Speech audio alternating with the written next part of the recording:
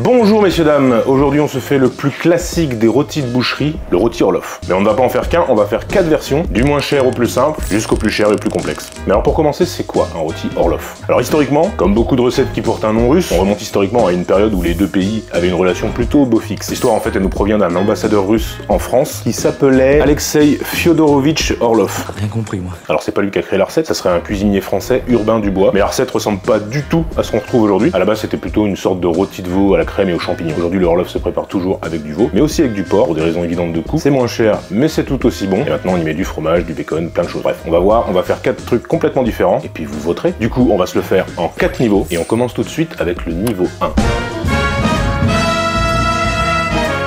Alors niveau 1, on va faire quelque chose de très simple. On va prendre du porc. Ici c'est du filet de porc. Alors filet de porc, pas filet mignon de porc, hein, c'est pas le filet de la bête, c'est la viande qu'on récupère sur les côtes filet. Donc filet de porc, du bacon. Alors le bacon en France, c'est la même partie des côtes filet qu'on va saler et fumer, ce qui nous donne cette charcuterie. Ça n'a rien à voir avec ce que les Américains appellent du bacon, bacon stripes, où là on parle de grandes tranches fines. Mais en fait ce bacon à l'anglaise ou à l'américaine, c'est ce que nous en France on appelle la poitrine fumée. Donc voilà, c'est la même dénomination, je sais pas pourquoi on appelle ça comme ça en France, mais ça, c'est le bacon français, la poitrine fumée, c'est le bacon américain. On pourrait aussi le faire avec du bacon, mais ça va être un petit peu gras, donc moi je préfère utiliser justement ce bacon français qui est beaucoup plus maigre, ce qui donne un plat un peu plus digeste. Et enfin pour le fromage, donc on peut le faire avec de l'emmental, on le fera dans les prochaines recettes. Moi comme on est sur la recette la moins chère, j'ai choisi de prendre du fromage à raclette au lait cru, parce que le fromage à raclette c'est clairement l'un des fromages les moins chers, en tout cas c'est beaucoup moins cher que de l'emmental, du vrai bon emmental, pas de l'emmental de merde, donc fromage à raclette. Alors, j'ai pris tous les ingrédients bruts comme ça, j'ai la chance et l'honneur de posséder une trancheuse à jambon depuis quelques temps. Je l'ai quasiment acheté pour faire cette vidéo là. Alors pour ceux que ça pourrait intéresser, c'est de la marque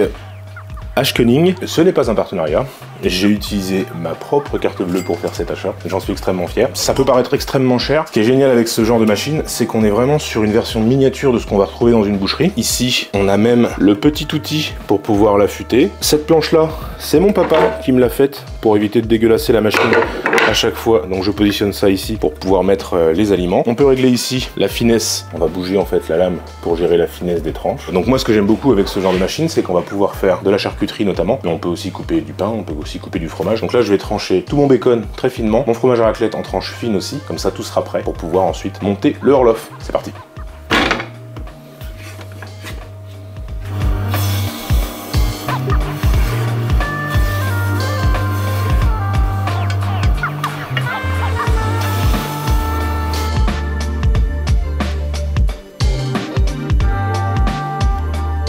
Donc voilà pour le bacon, des tranches fines, mais on essaie quand même d'avoir des tranches qui soient bien belles, bien entières, parce qu'on va aussi s'en servir pour la déco sur le dessus du rôti.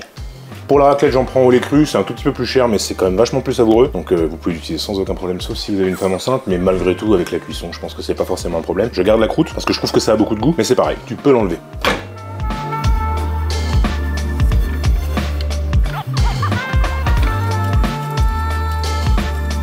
Voilà, le fromage à raclette est prêt, on s'attaque à l'assemblage de la bébête. Donc voilà, mon rôti est prêt. Alors ici, j'ai fait exprès qu'il soit parfaitement bien épluché. Pour le deuxième modèle, je garderai un petit peu de peau et de graisse sur le dessus, je vous expliquerai pourquoi. Donc là, ce qu'on va faire, c'est qu'on va le retourner dans le sens inverse. Et traditionnellement, vous allez le voir assez souvent, dans la boucherie, on va avoir 2 incisions qui vont être faites comme ça dans le rôti, où on va placer la charcuterie et le fromage. Donc, on va venir trancher à parts égales, hein, on peut marquer éventuellement avant. Et on va venir jusqu'ici, mais on n'arrive surtout pas jusqu'à l'autre côté du rôti. Hop, donc voilà, on fait 2 belles grosses lanières. Voilà, donc là, on prépare notre rôti pour pouvoir le faire. Et à l'intérieur, ça va être très simple, en fait. On va juste venir mettre notre bacon et notre fromage. Et on est généreux, hein, faut que ça ait du goût. Je mets bien 2 bonnes rangées de bacon, il est quand même coupé très finement, mais il faut que tout le monde puisse en avoir à chaque fois qu'on couperait une part. Et notre fromage. Et voilà. Donc pour le moment, ça ressemble pas à grand chose, mais c'est normal. On va attacher le tout fermement grâce à ce qu'on appelle une barde. Donc c'est du gras de porc. Il y en a plein qui aiment. Ah! Donc c'est du gras de porc. Ça nous permet souvent en boucherie de pouvoir bien attacher nos rôtis. Donc je vais faire des lanières avec cette barde de porc. Et on va pouvoir en mettre une en dessous pour bien maintenir le tout. Et une sur les côtés pour faire quelque chose qui soit assez joli.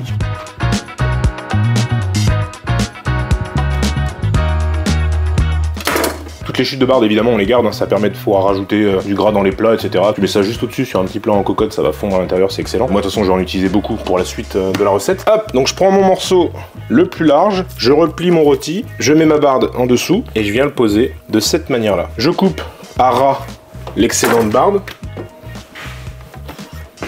Et j'ai des chutes de bacon, de fromage, etc. Et ben c'est très simple, je vais juste les utiliser pour faire un peu de déco. Et en plus ça va venir redonner du goût à notre rôti pendant la cuisson, en arrosant avec du fromage et le goût du bacon. Voilà, donc là ma déco est prête. On n'est pas sur quelque chose de très abouti, on pourrait l'entourer entièrement de bacon, mais là c'est pas ce qu'on recherche, on veut vraiment le rôti le moins cher possible, le plus simple. Donc la barbe c'est ce qui coûte le moins cher pour pouvoir l'accrocher. Hop, on va venir juste l'entourer comme ça, voilà. Et maintenant je vais procéder au ficelage. Alors le ficelage c'est toujours un petit peu compliqué. La bonne nouvelle pour toi mon loulou c'est que j'ai fait un tuto complet sur le ficelage. Donc je vais pas tout t'expliquer dans cette vidéo là. Si tu veux vraiment savoir comment ficeler un rôti comme un boucher, la vidéo est là.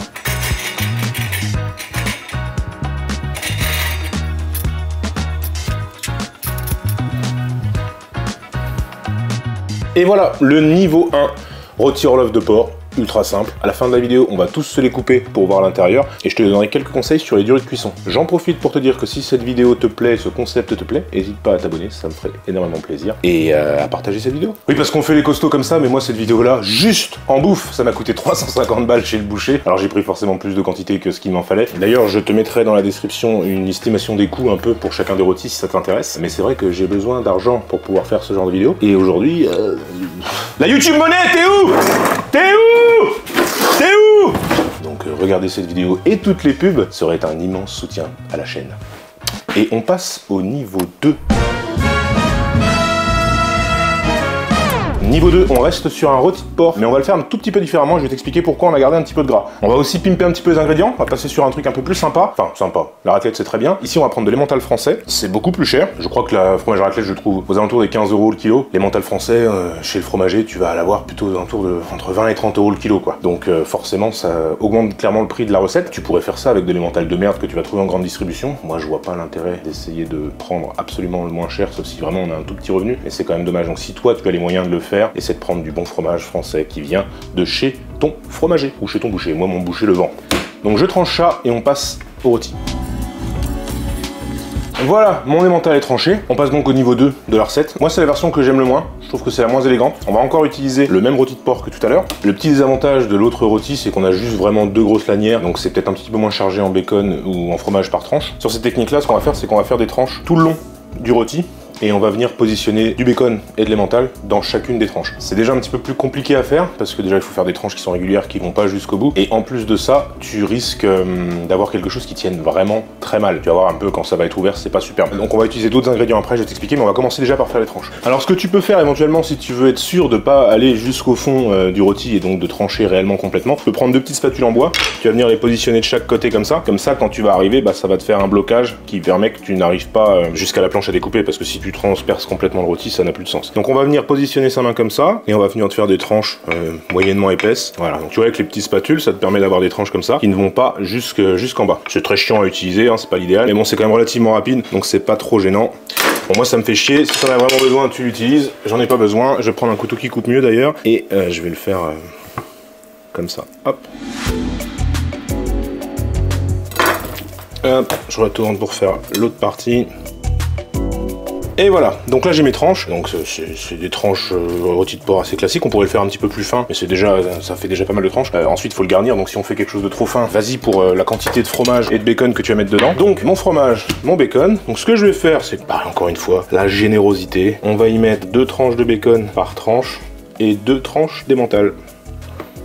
Tu vas voir, à la fin ça ressemble à rien, mais j'ai une petite astuce pour que tu puisses ficeler ça quand même correctement. Alors je fais exprès de le faire ressortir volontairement, parce que si je le mets que à l'intérieur, en fait sur le dessus du rôti, le fromage va pas gratiner, le bacon sortira pas et tout, donc visuellement c'est plus sympa quand tout ressort, et sachant que ça va fondre. Mais de toute façon tu vas voir, juste après on va mettre quelque chose par dessus, ça sera quand même beaucoup plus élégant. Voilà, donc clairement là on est sur un résultat qui est vachement moins élégant. C'est aussi pour ça que c'est une technique que j'aime un petit peu moins. En goût c'est super bon par contre, hein, c'est vraiment très sympa, mais par contre visuellement comme ça ça commence à ressembler à vraiment que dalle. Donc ce qu'on fait, ici je vais pas avoir besoin de mettre de barde en dessous, puisqu'en fait j'ai pas coupé en dessous du rôti, donc le rôti sur le fond il est parfaitement plat, donc ça n'aurait pas l'intérêt, il va se tenir. Par contre sur le dessus, pour tout englober, je vais pas mettre un énorme morceau de barde ou remettre du bacon ou du fromage, il y en a déjà assez qui sortent. Donc je vais mettre ce qu'on appelle de la crépine. Alors la crépine, c'est quoi? La crépine, c'est cette magnifique membrane, on dirait des espèces de barésie blanc là.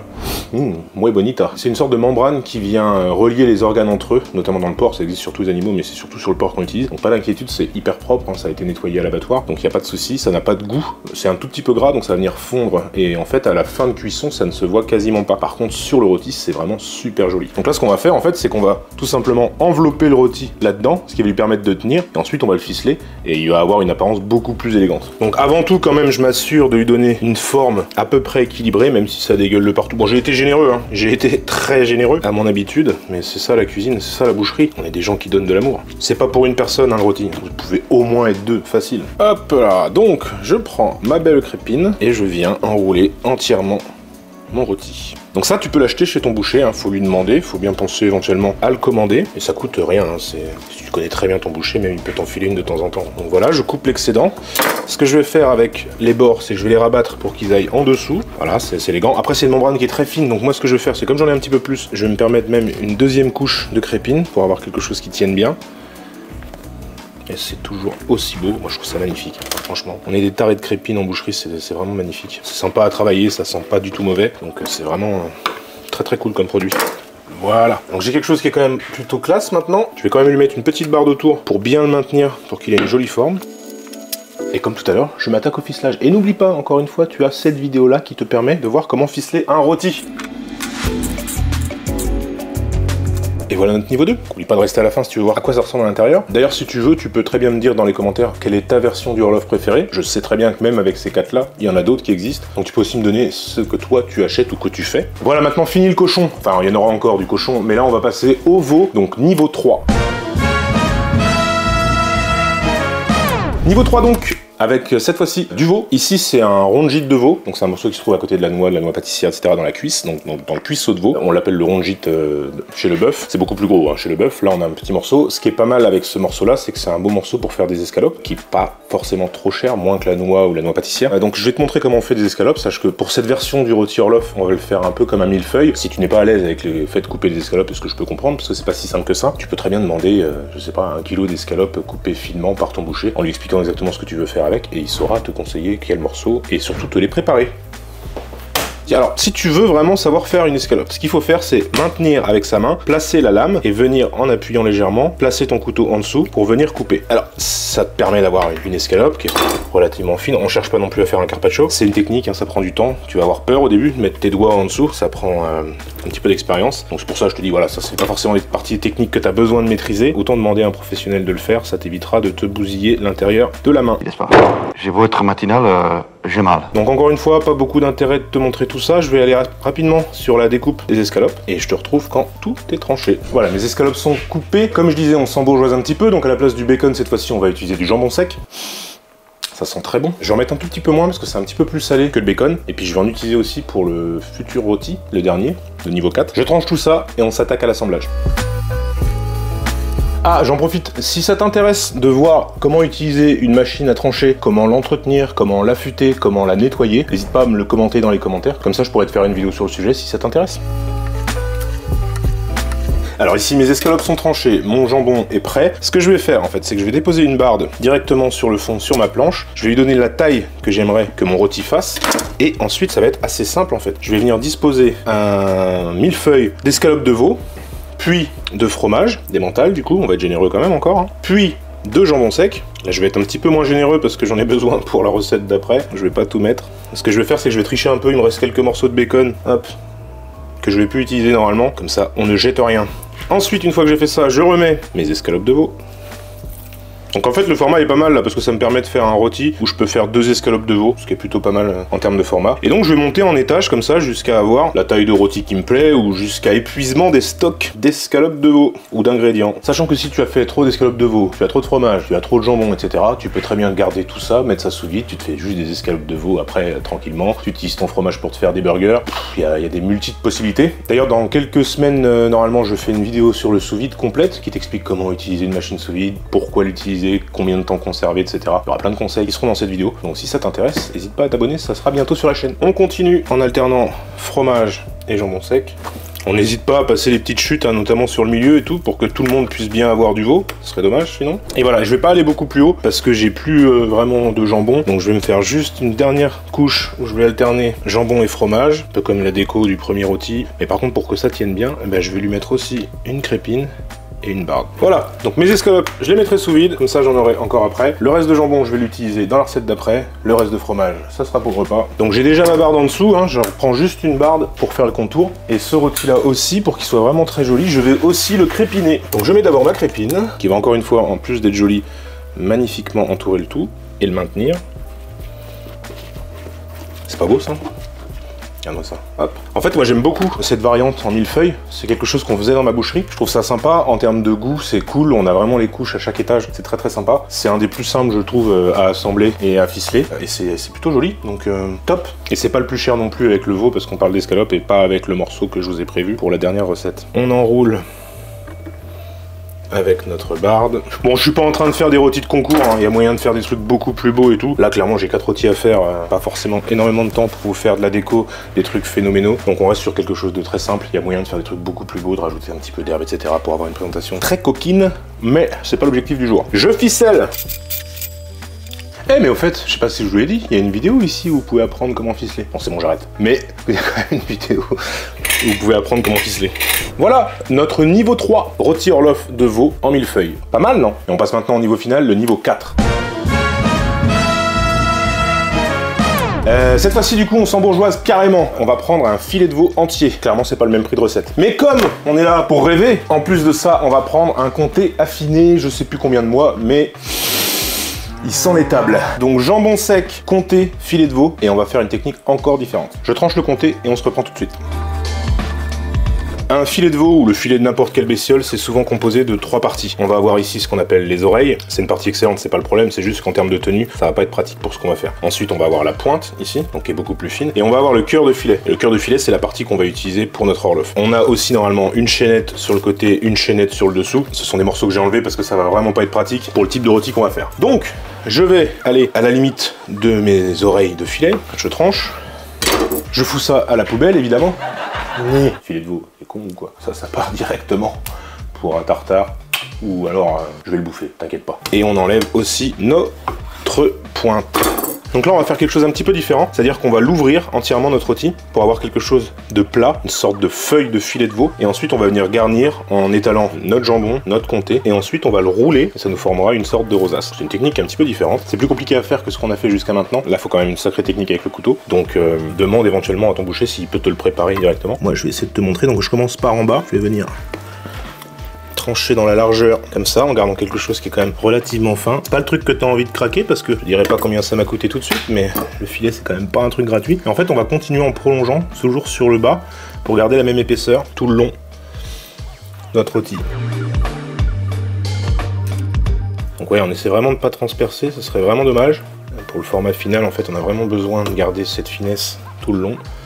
Donc là une dernière fois, donc un peu comme une escalope en fait, on va venir placer sa main sur le dessus pour maintenir et guider. Voilà. Alors ce que tu peux faire éventuellement si tu veux l'avoir encore un petit peu plus fin et que tu n'as pas réussi à faire quelque chose de très fin, tu prends un film de papier cuisson, tu viens le déposer sur ton rôti, tu sors ta meilleure casserole et tu lui tapes sur la gueule. Tu tapes pas comme un mort, c'est du filet, c'est hyper tendre, hyper moelleux et tout. Si tu tapes comme un fou dessus, tu vas lui péter la gueule. Il va être troué de partout, ça va être un massacre. Donc tu tapes délicatement dessus. Le but c'est vraiment d'essayer de l'affiner un tout petit peu et que ça soit bien régulier. C'est pas du... Encore une fois, on n'est pas en train de faire un carpaccio. T'as vu? Délicatesse. Hop là! Donc, il est prêt, on va le mettre dans ce sens-là, parce que moi ce que je veux c'est d'avoir quelque chose de roulé le plus épais possible. Et on alterne, comme tout à l'heure, jambon, et cette fois comté.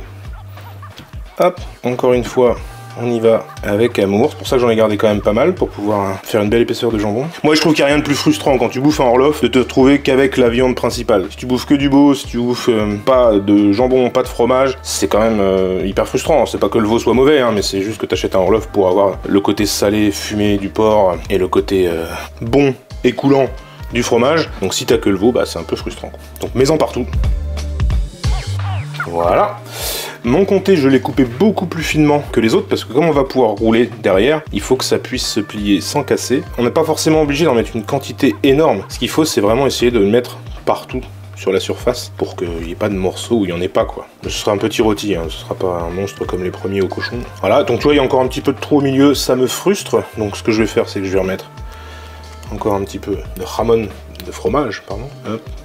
Je reprends quelques chutes de mon comté. Je vais venir habiller un petit peu les bords.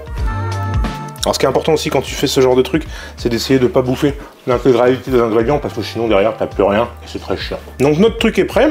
Et ben on va plus, il n'y a plus qu'à rouler en fait. Il n'y a pas de technique particulière, hein. Tu fais un boudin en roulant le plus serré possible. Et voilà, notre petite spirale. Maintenant, ce qui est cool, c'est qu'il me reste un petit peu de jambon. Je vais pouvoir venir entourer mon rôti avec. Est-ce que je mettrai pas un peu de fromage quand même? Ouais, si, je vais mettre un peu de fromage. Ouais. On va garder le style du début à la fin. Plus mon fromage est fin, donc il va bien pouvoir se mettre. C'est très beau. Hein, c'est très beau. Hop, et je vais mettre mes dernières chutes de jambon pour mettre sur les bords. Comme ça. Bon, je pourrais mettre de la barde aussi sur celui-là, il m'en reste plein. Là, on va essayer de faire 4 rôtis qui sont relativement différents. Donc celui-là, on va se le ficeler comme ça, sans le barder. Et voici notre niveau 4. Et voilà, messieurs, dames, nos 4 rôtis Orloff. Niveau 1, niveau 2, niveau 3, niveau 4. Par ordre de simplicité, par ordre de prix. Dites-moi celui qui vous plaît le plus. Soit parce que vous trouvez que c'est le meilleur, soit vous trouvez que c'est le meilleur rapport qualité-prix, soit parce que c'est le plus beau. Comme vous voulez. On va se les trancher, non? Allez, on se les ouvre, un par un. Ouverture du niveau 1.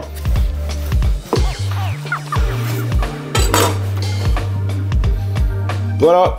Rôti Orloff classique avec les 2 bandes qui sont dessus. C'est sympa, hein, c'est joli, mais par contre c'est vrai que c'est pas celui qui répartit le mieux le bacon et le fromage, donc voilà, niveau 1. Niveau 2, clairement vous allez voir celui-là, bah, c'est celui que si on pré-tranche, c'est pas celui qui est le plus joli quand on le pré-tranche, hein, parce que vu comme il est préparé, forcément ça a pas vraiment une superbe tenue, donc vous attendez pas à un truc splendide à la coupe. Voilà, forcément on n'y voit rien, c'est tranché dans l'autre sens, donc ça n'a aucun visuel à la coupe, ce qui est tout à fait normal. Par contre, en termes de répartition, il y a beaucoup plus de bacon et de fromage, donc on en a un petit peu plus. Par contre, ça peut être un peu chiant à couper, cru en tout cas. Une fois que c'est cuit, ça se tient beaucoup mieux. Niveau 3, notre petit millefeuille de veau.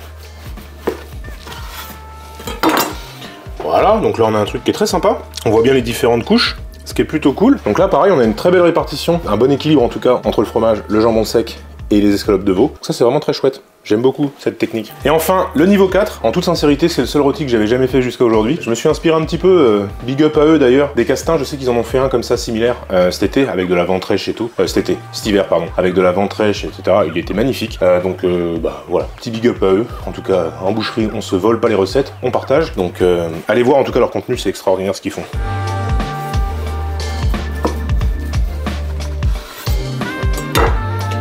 Waouh! C'est beau, hein. C'est vraiment très très beau celui-là, hein. Ça a une super gueule, j'aime beaucoup. Vraiment magnifique. Ça manque peut-être un petit chouïa de couleur, ce qui pourrait être sympa c'est de se faire une version un peu plus estivale, éventuellement en rajoutant du basilic, des tomates séchées, etc. Mais c'est plus un Orloff du tout. Bref, en version Orloff, c'est quand même vraiment canon. Et en soi, une fois que tu sais faire l'espèce de grand truc plat, eh ben c'est pas très compliqué à faire. C'est simple à rouler, c'est simple à ficeler. Top. Après on peut le faire avec autre chose, hein. Là j'ai mis du filet de veau, j'ai mis du comté, c'est clairement très très cher. On peut le faire avec du porc, on peut le faire avec du fromage raclette. Hop, les 4 niveaux d'Orloff en une seule photo. Donc, maintenant c'est bien, on a ça. Comment on cuit ça? Alors j'ai bien compris, hein, tu vas avoir envie que j'allume mon four et que je te cuise les 10 kilos de rôti que je viens de faire tout de suite, ça n'arrivera pas. Je suis désolé, j'ai vraiment pas la possibilité de tout cuire aujourd'hui, je sais pas comment je vais pouvoir conserver tout ça. À la place, tous ces rôtis là, je vais les portionner pour des 4-5 personnes. Je vais tout mettre sous vide, je vais garder au frais ce que je veux conserver dans les 15 prochains jours, et le reste ça ira au congélateur où je vais en donner à mes proches, etc. Enfin, ça sera pas perdu. En termes de cuisson, pour ce qui est de la viande blanche en général en boucherie, ce qu'on conseille, c'est de ne pas préchauffer ton four. C'est-à-dire que tu insères ton rôti dans le four froid et que tu démarres à ce moment-là en fait, ce qu'on appelle un démarrage à froid. Ça va éviter de trop agresser le rôti, de faire croûter le fromage et de le perdre intégralement trop rapidement. En général, un rôti de viande blanche, on compte à peu près 30 minutes par 500 grammes. Donc sur un rôti comme ça, qui fait à peu près 1 kg, on va dire, un petit peu plus, qui va compter à peu près 1 heure pour un rôti qui fait 1 kg. 1 heure et demie pour un rôti d'1,5 kg et jusqu'à 2 heures pour un rôti de 2 kg. Forcément, c'est adapté en fonction de la taille de ton rôti. Clairement, celui-là, il est beaucoup plus épais, beaucoup plus large que celui-ci, donc ça n'a absolument rien à voir. Ça s'adapte aussi en fonction de la viande. Ici, on est sur du filet de veau, un morceau qui est extrêmement tendre, qui va cuire beaucoup plus vite et qu'on souhaite garder moelleux. Donc on veut aller sur une cuisson pas non plus rosée, ça reste un rôti, mais sur une cuisson tout juste à point. Donc ici, on va essayer de privilégier une cuisson moins longue longue pour pouvoir conserver le moelleux du veau. C'est pas le cas sur un rôti de porc. Le rôti de porc, on veut le cuire, pas le surcuire, mais on veut le cuire. Donc là, on peut aller sur une cuisson un peu plus longue. Il n'y a pas trop de risques. Ça va pas non plus s'assécher à mort puisqu'on a quand même beaucoup de fromage et du jambon. Après, une cuisson, dans tous les cas, ça reste hyper personnel. C'est extrêmement compliqué de te dire avec certitude le morceau que tu as acheté, que je n'ai jamais vu, tu le cuis à telle température pendant tant de temps. C'est assez compliqué. Tu as des bases, tu prends ces bases et puis tu vérifies. Une fois que tu auras fait 1, 2, 3 rôtis, tu sauras, tu notes un peu tes résultats, tu verras bien comment ça fonctionne. C'est comme ça que tu apprendras en fait à bien réussir tes rôtis et à plus les rater. Mais il n'y a pas de règle parfaite en fait. À quelques degrés d'écart, à quelques grammes près, en fait, le résultat peut être différent. Donc le mieux, ça reste quand même d'essayer. Et puis tu vas finir par y arriver. Des bons rôtis comme ça, assez épais, tu peux aussi les faire en cocotte. Tu mets un petit lit d'oignon, un petit peu de vin blanc, etc. Tu fermes en cocotte et tout pendant 1 heure, 1 heure et demie. Ça va faire des trucs assez sympas. Ça peut rester un petit peu moelleux, moins sec. Donc ça peut être très cool aussi. Et si tu sais pas, tu vas voir mamie, parce que mamie elle sait. Voilà, mes rôtis sont sous vide, prêts à être distribués à la populace. Il y a juste le niveau 2 là qui passait pas dans le sac, un peu gros le pépère. Il va passer à table ce soir. Et ben voilà, 4 niveaux de rôti Orloff. J'espère que le concept t'a plu. Moi je trouve ça plutôt rigolo à faire. Ça pourrait se faire avec n'importe quel concept sur des rôtis de boucherie ou même sur de la cuisine en général. N'hésite pas à me donner tes idées dans les commentaires. Moi je te dis à la prochaine et à plus. N'oublie pas de t'abonner.